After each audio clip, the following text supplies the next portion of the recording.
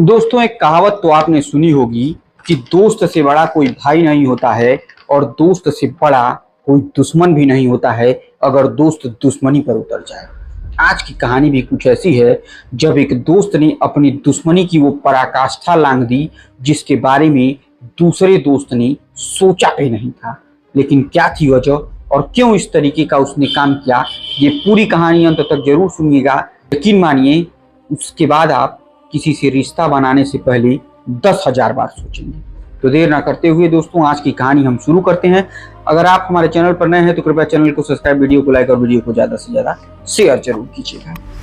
दरअसल दोस्तों, ये कहानी शुरू होती है 7 अगस्त 2022, जब सुबह के तकरीबन 7 से 8 बज रहे होते हैं और जबलपुर कोतवाली में बार बार फोन बज रहा होता है। फोन उस कोतवाली में जब बजता है तो एक सिपाही ने उस फोन को उठाया और कहा कि जी बताइए, मैं क्या सेवा करूं।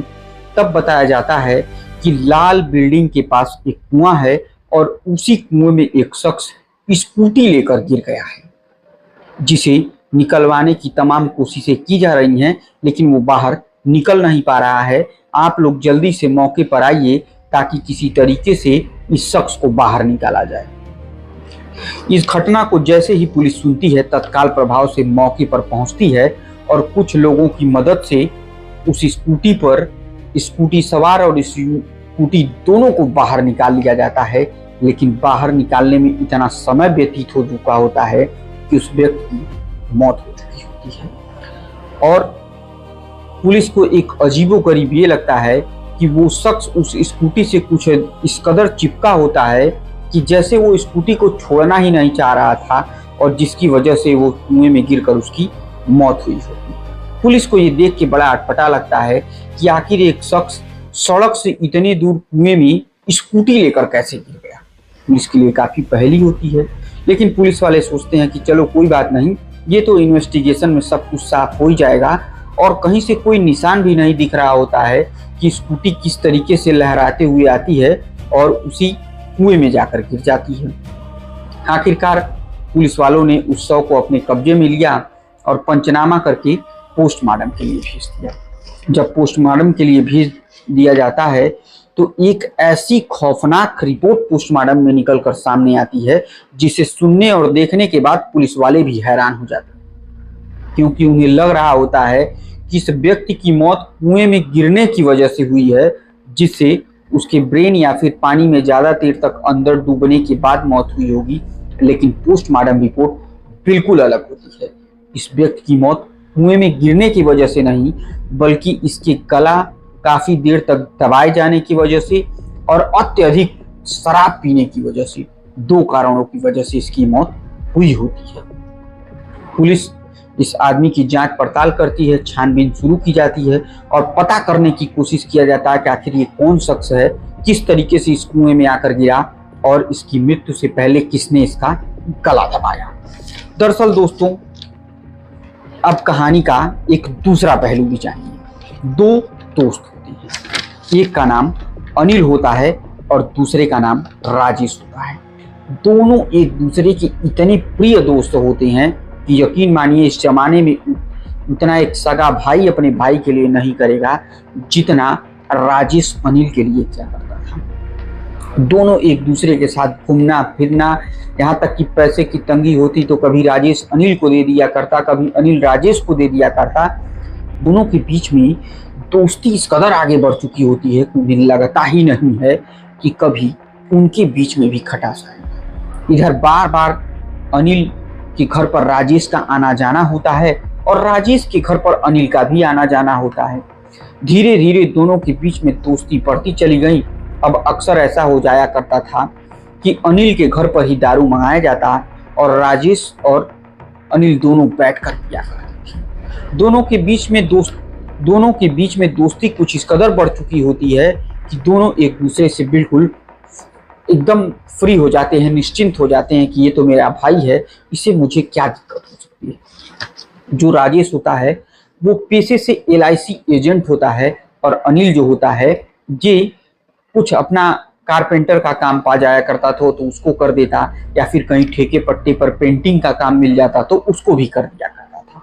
इसी तरीके से दोनों की कहानी चलती रहती है। लेकिन विगत कुछ दिनों से अनिल को काम नहीं मिला करता था और वो अपने दोस्त राजेश, कभी उससे 2000 कभी 1000, मतलब किसी तरीके से वो अपनी जिंदगी को इस समय गुजारा कर रहा होता है और इसी तरीके से काम चलता रहता है। एक दिन राजेश और अनिल दोनों बैठकर दारू पी रहे होते हैं कि तभी अचानक उसकी पत्नी आज अजीब हरकतें करते हुए आती है और राजेश को कुछ सामान देती है खाने के लिए और उसके बाद चली जाती है। आखिरकार इस शराब के नशे में राजेश की गंदी नजर अनिल की पत्नी पर पड़ जाती है।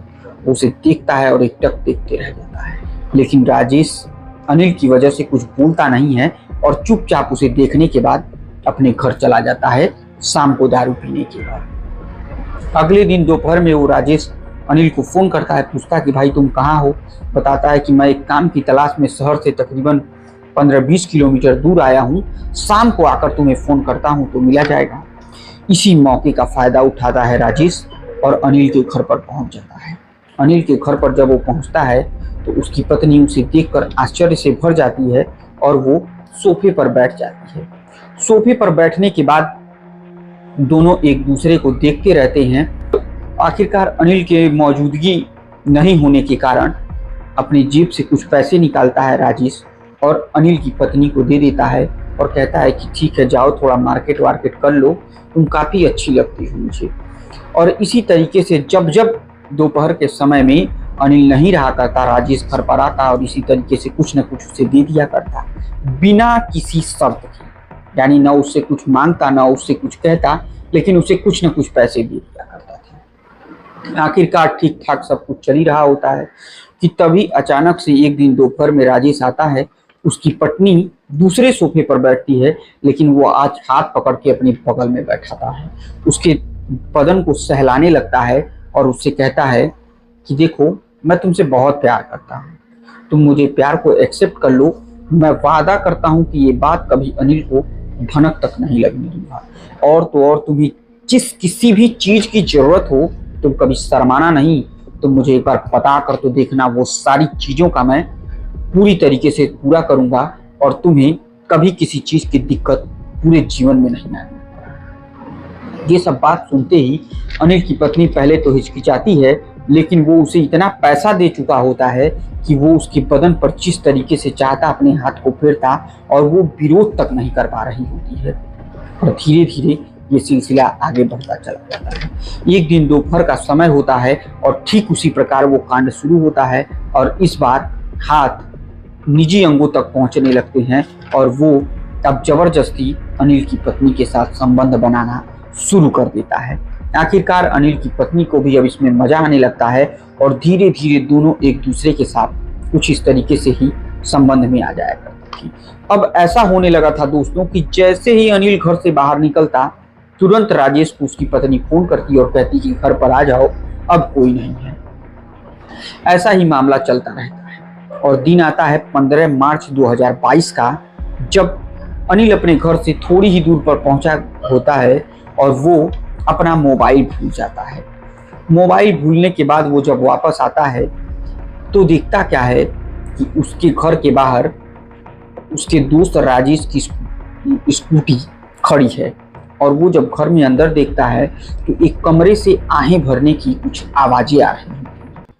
जैसे ही वो उधर बढ़ता है तो देखता है कि उसकी पत्नी के ऊपर राजेश बैठकर उसके साथ जबरदस्त और विभत्स तरीके से संबंध बना रहा होता है और इसी की वजह से उसकी पत्नी जो होती है वो आहें भर रही होती है। ये सब वो देखने के बाद धीरे से वहां से निकल जाता है और जाकर के काफी रोता है, काफी परेशान होता है और मन ही मन में अपने दोस्त से बेहद ही घृणा करने लगता है। अब आज शाम को वो अपने दोस्त को फोन नहीं करता है और शराब पीने के लिए बुलाता भी नहीं है। धीरे धीरे वो उससे दूरी बनाने लगता है और अपनी पत्नी को भी समझाता है कि तुम जो कांड कर रही हो उसको मैंने आज देख लिया है और अगर आइंदा तुम इस तरीके की गलती की तो ये तुम्हारे लिए ठीक नहीं होगा। आखिरकार वो कब तक अपनी पत्नी पर नजर रखता, कभी वो इधर उधर जाता तो बुलाकर वो उसके साथ संबंध बना लेती, क्योंकि उसे तो पैसे का चस्का लग चुका होता है। लेकिन अब पानी सर के ऊपर चला जाता था। अब अनिल के पास दो विकल्प था, या तो वो अपनी पत्नी को तलाक दे दे, या तो अपने दोस्त से ही वो हमेशा हमेशा के लिए नाता खत्म कर ले। उसे कुछ समझ में आ नहीं रहा होता है और एक दिन शाम को ऐसे ही वो बैठा रहता है और उस दिन होता है 6 अगस्त 2022 का, जब वो अपने दोस्त को फोन करता है और कहता है कि एक काम करो, तुम लाल बिल्डिंग में आ जाओ, आज यहीं बैठकर पार्टी करेंगे, घर पर जाने की इच्छा नहीं हो रही। वो ये बात सुनता है और वो जल्दी जल्दी मॉडल शॉप पर जाता है, कुछ दारू की बोतलें लेता है और उसे लेकर उसी लाल बिल्डिंग पर पहुंचता है। दोनों वहीं बैठते हैं और खूब दारू पीते हैं, इतना जम के दारू पीते हैं कि उन्हें लगता है कि अब आज के बाद कल सुबह होने ही वाली है।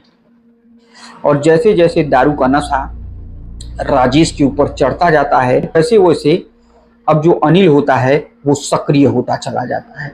जब बहुत ज्यादा दारू राजेश पी लेता है, तब वहीं पास में रखा एक लोहे का राड अनिल उठाता है और उसके सर पर मारता है, जिससे वो बेहोश हो जाता है। और उसके बाद उसका गला तब तक दबाए रखा जब तक राजेश की मौत नहीं हो जाती है, और उसके बाद वो धीरे से वहां से भाग जाता है। अब इसके बाद इस पूरे घटनाक्रम का खुलासा कैसे होता है? जब पुलिस के पास वो रिपोर्ट आती है, पुलिस इस व्यक्ति का नाम पता सब कुछ पता करती है, तो वो राजेश ही निकलता है। लेकिन पुलिस को एक बात समझ में नहीं आती है कि जब एक दोस्त का फोन आता है और उसके बाद ये दोनों वहां दारू पीते हैं और यहीं से वो कहता है कि हम दारू पीने के बाद हम लोग अपने अपने घर चले जाते हैं, तो आखिर राजेश उसी लाल बिल्डिंग के पास वाले कुएं में स्कूटी सहित गिरा तो गिरा कैसे, और उससे पहले उसने किसका उसका गला दबाया? कहानी तो लगभग शीशे की तरफ साफ थी ही, लेकिन पुलिस सबूतों के साथ अनिल को पकड़ना चाहती थी।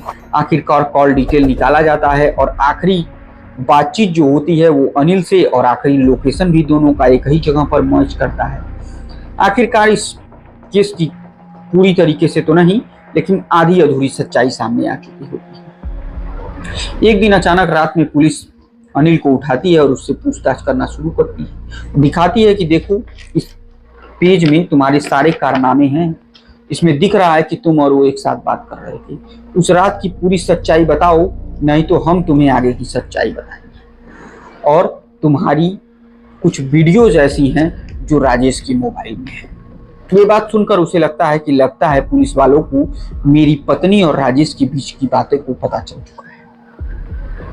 वो पूरी कहानी परत दर परत बताते चला जाता है और आगे का घटनाक्रम बताता है कि उसके बाद मैं अपने भाई शंकर को बुलाता हूँ और हम दोनों उसके हाथ को स्कूटी में चिपका करके और उसी कुएं में ले जाकर के गिरा देते हैं, जिससे देखने वाले लोगों को ये लगे कि कोई शराबी दारू पी करके स्कूटी सहित कुएं में गिर गया, जिसकी वजह से उसकी मौत हो गई। लेकिन जब पोस्टमार्टम रिपोर्ट से इस घटनाक्रम का एक एक चीज खुलासा होता है, तो आखिरकार जबलपुर पुलिस व्हाट्सएप के जरिए बातचीत, पोस्टमार्टम रिपोर्ट, उस सब साक्ष्यों के साथ बिल्कुल इस मामले को क्लियर करती है और दिखाती है कि एक दोस्त की पत्नी से संबंध बनाने की कीमत जो होती है, उस दोस्त ने उसकी जान लेकर के चुका। इसीलिए मैंने कहानी के शुरुआत में ही आपको कहा था कि दोस्त के जैसा भाई और दोस्त के जैसा दुश्मन कोई नहीं होता है। तो ये थी दोस्तों आज के जुर्म के वर्चस्व की कहानी, जिसे आपने सुना, जिसमें अवैध संबंध, चंद पैसों की लालच और एक दोस्ती में दोस्त के पीठ में छुरा घोंपने की अंजाम क्या होता है, ये सब कुछ आपने इस कहानी में सुना। तो ये थी दोस्तों आज के जुर्म के वर्चस्व की कहानी। उम्मीद करते हैं हमारी कहानी आपको बहुत पसंद आई होगी। पसंद आए तो कृपया चैनल को सब्सक्राइब, वीडियो को लाइक और वीडियो को ज्यादा से ज्यादा शेयर कीजिए। और आप ये कहानी किस जगह से, किस प्रदेश से सुन रहे हैं, क्या नाम है आपका, कमेंट के माध्यम से हमें जरूर बताइए, ताकि आगे आने वाली वीडियो में हम आपका नाम जरूर ले सकें। तो दोस्तों आज की कहानी को हम यहीं समाप्त करते हैं। तब तक के लिए मुझे दीजिए इजाजत। जय हिंद, जय भारत।